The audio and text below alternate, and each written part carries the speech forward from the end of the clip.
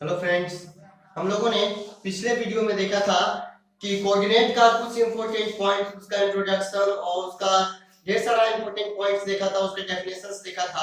और इस वीडियो में आप हम लोग देखेंगे डिस्टेंस फॉर्मूला और इसको किस तरह से ड्राइव किया जाता है, इस चीज को देखेंगे और इससे रिलेटेड कुछ क्वेश्चंस को करेंगे। तो इस वीडियो को एंड तक जरूर देखें। अगर आपको ये हमारा वीडियो अच्छा लगे तो प्लीज इसको सब्सक्राइब जरूर कीजिएगा। तो चलिए आइए हम लोग देखते हैं डिस्टेंस फॉर्मूला क्या होता है, इसको किस तरह से ड्राइव किया जाता है। यदि देखिए इसमें मान लिया जाए कि दो पॉइंट आपको दे दिया गया है, क्या दो पॉइंट दे दिया गया और बोल रहा है इन दोनों पॉइंट के बीच का आप डिस्टेंस बताइए, डिस्टेंस अर्थात दूरी बताइए, इन दोनों पॉइंट का बीच का दूरी क्या होगा। मान लिया जाए कि ये देखिए ये पॉइंट ए है, ये दूसरा पॉइंट बी है, ठीक है, ये ए पॉइंट है और बी पॉइंट है। हम सबसे पहले देखिए क्या करेंगे, इन दोनों पॉइंट को लाइन ज्वाइनिंग कराएंगे। देखिए इन दोनों पॉइंट को मिला देंगे, सबसे पहले हम इन दोनों पॉइंट को मिला देंगे। देखिए जैसे ही मिला दिए, अब देखिए इसका कुछ कोऑर्डिनेट होगा, कोऑर्डिनेट ये निर्देशांक दिया होगा, मान लेते हैं x1 और x2 ये दिया है, और दूसरा पॉइंट देखिए x1 y1 और ये देखिए दूसरा x2 y2 दिया है, x2 y2 दिया है, ठीक है। देखिए ये पॉइंट A है, दूसरा पॉइंट B है, इसका निर्देशांक दिया है x1 y1 और इसका दिया है x2 y2, ठीक है। तो देखिए इस तरह से निकालना है हमको, ये इन दोनों पॉइंट के बीच का दूरी निकालना है। तो देखिए हम सबसे पहले क्या करेंगे, इन दोनों पॉइंट को देखिए सबसे पहले हम x एक्सिस पर ज्वाइन कराएंगे। ये है हमारा देखिए x एक्सिस, ये x एक्सिस है और ये वर्टिकल वाला हमारा y एक्सिस है, हमने कल आपको बताया है। देखिए ये x एक्सिस और ये y एक्सिस, देखिए तो ये x डैश y और ये y डैश, ये हमारा है ओरिजिन O, ठीक है। अब देखिए इसको क्या करेंगे, पॉइंट को x एक्सिस से मिलाएंगे। सबसे पहले देखिए x एक्सिस से मिलाएंगे, परपेंडिकुलर देखिए खींचेंगे, ये इस तरह से मिलाएंगे, इसको भी देखिए इस तरह से मिलाएंगे।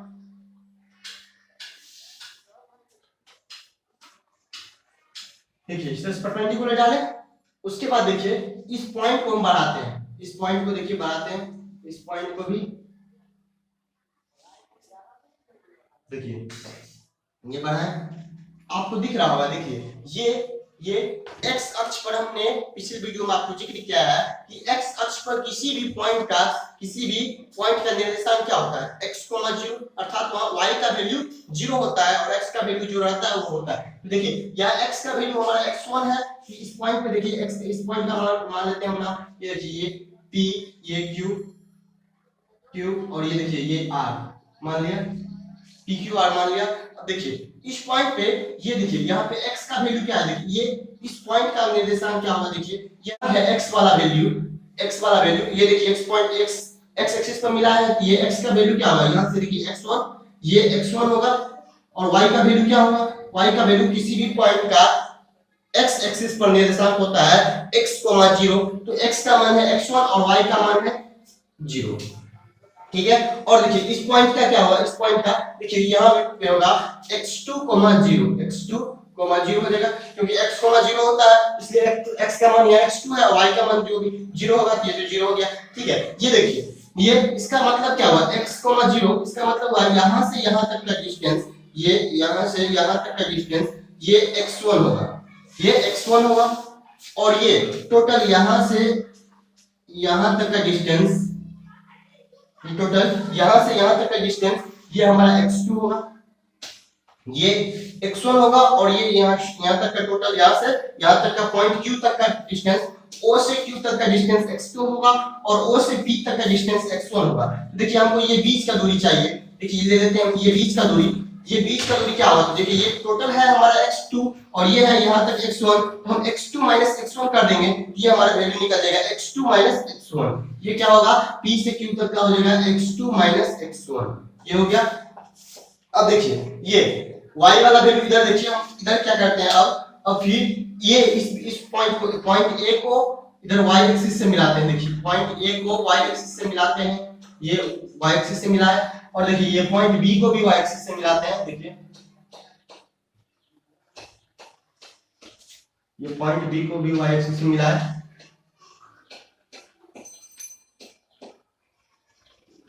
देखिए लिखा। देखिए अब y एक्सिस पर किसी भी पॉइंट का निर्देशांक क्या होता है, y एक्सिस पर किसी भी पॉइंट का निर्देशांक होता है 0, y, अर्थात x का वैल्यू 0 होता है और y का वैल्यू जो दिया जाता है वो होता है। तो देखिए x का वैल्यू तो 0 हो जाएगा, अर्थात 0, कॉमा y का वैल्यू क्या होगा y1, 0, y1 ये हो जाएगा।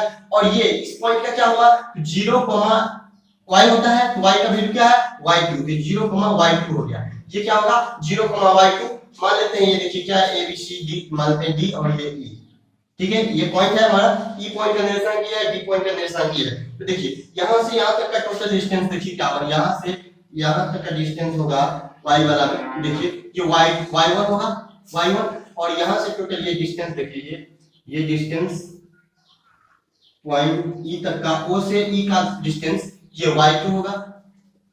ये o से d तक का डिस्टेंस, ये o से d तक का डिस्टेंस ओरिजिन से अर्थात मूल बिंदु से d तक का डिस्टेंस क्या होगा y1, और मूल बिंदु से यहाँ e तक का डिस्टेंस ये क्या होगा y2। तो देखिए हमको ये चाहिए, ये डिस्टेंस चाहिए। हम सोचे देखिए ये डिस्टेंस चाहिए, तो ये क्या होगा देखिए, ये हो जाएगा हमारा y2 y1। देखिए ये y2 y1 ये हमारा हो जाएगा, ये d से e तक का डिस्टेंस क्या हो जाएगा y2 y1। अब देखिए यहाँ पे आपको दिख रहा है ये a b और ये r, a b r ये दिख रहा है आपको, ये एक ट्रायंगल दिख रहा होगा a b और ये r, ये दिख रहा है आपको, एक त्रिभुज दिख रहा होगा, ये आपको एक त्रिभुज दिख रहा है, ये एक त्रिभुज दिख रहा होगा आपको, ये त्रिभुज, ये त्रिभुज, और ये आपको ये भी दिख रहा होगा, ये एक समकोण त्रिभुज दिख रहा है, ये एक समकोण त्रिभुज है। अब देखिए समकोण त्रिभुज है, आप हमको ये देखिए ये PQ और ये AR ये देखिए पैरेलल है, और जितना डिस्टेंस यहाँ से P से Q तक का होगा उतना ही डिस्टेंस A से R का भी होगा, उतना ही दूरी उतना ये भी होगा। अर्थात देखिए ये PQ बराबर होगा किसका AR का, यदि PQ बराबर है हमारा x2 x1, ये भी क्या होगा x2 x1। और देखिए ये DE बराबर है, पैरेलल भी है और बराबर भी है, देखिए DE ये बराबर है RB का, इसके बराबर है RB का, ये बराबर हो जाएगा देखिए अब इसका वैल्यू कितना है y2 y1, ये भी हो जाएगा हमारा y2 y1, ये हो जाएगा। अब देखिए इसको हम कुछ देर के लिए हटा देते हैं। देखिए ये समझने के लिए था आपका, समझ में आ गया। देखिए किसी भी ट्रायंगल में यदि आपको दो साइड पता है तो तीसरा साइड आप निकाल सकते हैं। किसी भी समकोण त्रिभुज में यदि आपको दो साइड पता है तो तीसरा साइड निकाल लेंगे। क्यों, कैसे निकालेंगे, देखिए यहाँ ट्रायंगल त्रिभुज ए बी और आर में, ए बी आर में देखिए ये हम जानते हैं पाइथागोरस प्रमेय से, कहां से पाइथागोरस प्रमेय से, कर्ण का जो वर्ग होता है, कर्ण का स्क्वायर वो बराबर होता है लंब के स्क्वायर और आधार के स्क्वायर का। ये कर्ण का पाइथागोरस प्रमेय से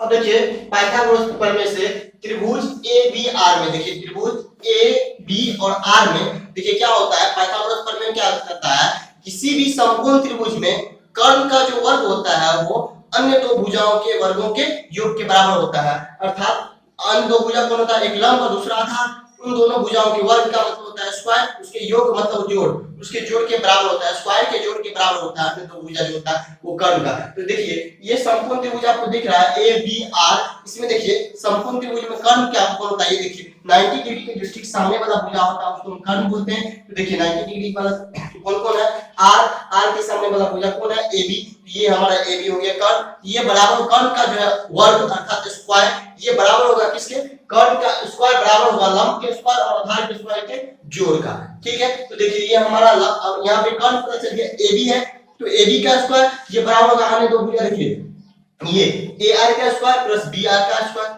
इन दोनों के स्क्वायर का बराबर होगा, वही मान को कीजिए। तो देखिए ए आर का मान है यहाँ, देखिए ए आर का मान हमको पता है ए आर x2 x1 अर्थात x2 x1 का वर्ग स्क्वायर प्लस बी आर का वर्ग मतलब देखिए बी आर का y2 y1 का वर्ग, देखिए बी आर का y2 y1 का स्क्वायर, y2 y1 का स्क्वायर, और ये देखिए ये ए बी बराबर निकल गया हमारा, डिस्टेंस फार्मूला को यूज करेंगे। अब देखिए यही हमारा डिस्टेंस फार्मूला है, देखिए दो पॉइंट ए और बी का बीच का दूरी हमें निकल गया। अतः देखिए पॉइंट बिंदु ए और बी, बिंदु ए और बी के बीच की दूरी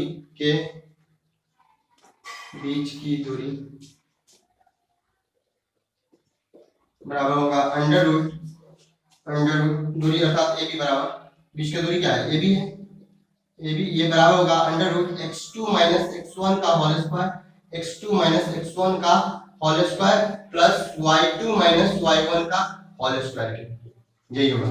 अतः यही हमारा दूरी सूत्र है। देखिए ए बी बराबर under root x2 minus x1 का whole square plus y2 minus y1 का होल स्क्वायर। ठीक है, यही हमारा दूरी सूत्र है।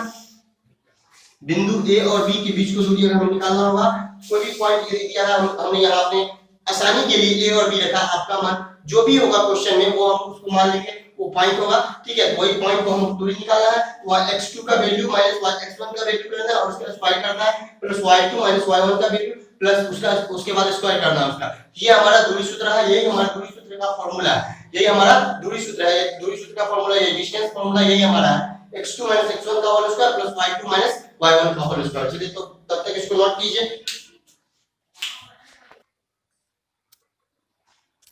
तो चलिए हो गया नोट।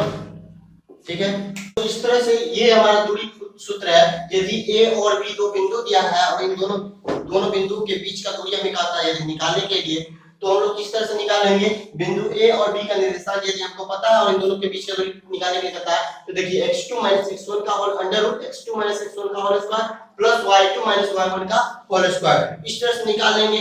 यदि हमें इस तरह से क्वेश्चन बनाना है, यदि मान लीजिए आपको कुछ क्वेश्चन दिया है, क्या दिया है क्वेश्चन, देखिए दिया है कि बिंदु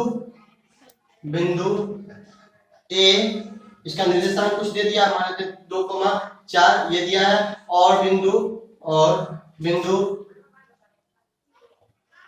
बी, इसका भी निर्देशांक कुछ दिया है 5,6 के बीच का दूरी ज्ञात करें, बीच का दूरी ज्ञात करें।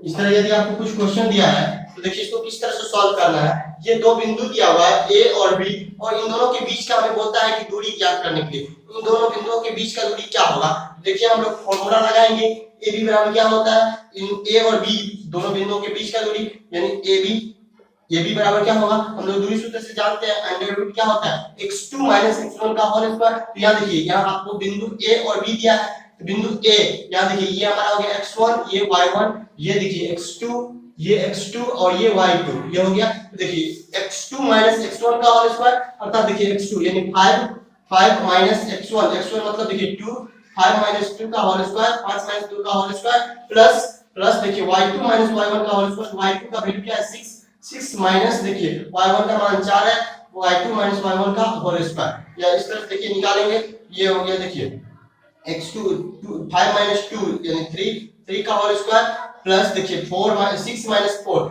ये 2 का होल स्क्वायर, या देखिए 3 3 9 प्लस देखिए 4 2 2 4 9 4 13 अंडर रूट 13। अतः बिंदु ए और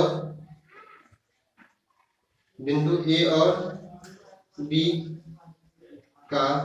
के बीच का दूरी अंडर रूट 13 होगा। इस तरह से हम लोग क्वेश्चन को सॉल्व करेंगे।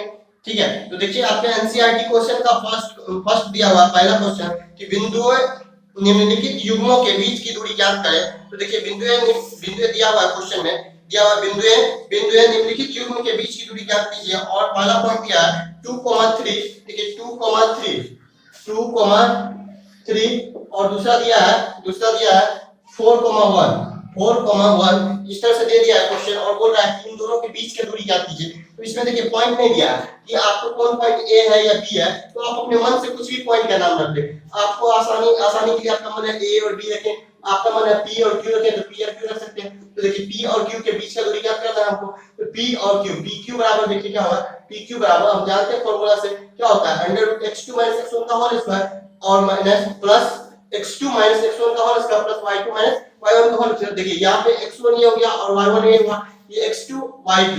तो देखिए तो x2 माइनस x1 का होल स्क्वायर यानी 4 माइनस 2 का whole square plus y2 minus y1 का होल स्क्वायर, देखिए y2 का मान 1 माइनस 3 का होल स्क्वायर, 1 माइनस 3 का होल स्क्वायर, इस तरह से निकलेगा। देखिए अंडर रूट 4 माइनस 2 हो गया 2 का होल स्क्वायर प्लस देखिए 1 माइनस 3, ये हो गया 1 माइनस 3 क्या माइनस 2 का होल स्क्वायर, देखिए माइनस 2 का होल स्क्वायर। अब देखिए ये 2 इसका होल स्क्वायर मतलब 2 into 2 ये इसका मतलब क्या हुआ 2 इंटू 2 प्लस देखिए -2 इंटू -2 तो माइनस इंटू माइनस बराबर क्या होगा प्लस, ये प्लस इंटू प्लस प्लस, ये 2 दूना 4 4 प्लस देखिए ये 2 दूना 4 plus into plus minus into minus plus हो जाएगा, ये 4 अर्थात देखिए √16 4 4 8 ये निकल गया। अतः बिंदु P और Q के बीच का दूरी क्या होगा √8। इस तरह से क्वेश्चन को सॉल्व करना है। चलिए इसको नोट कर सकते हैं आप।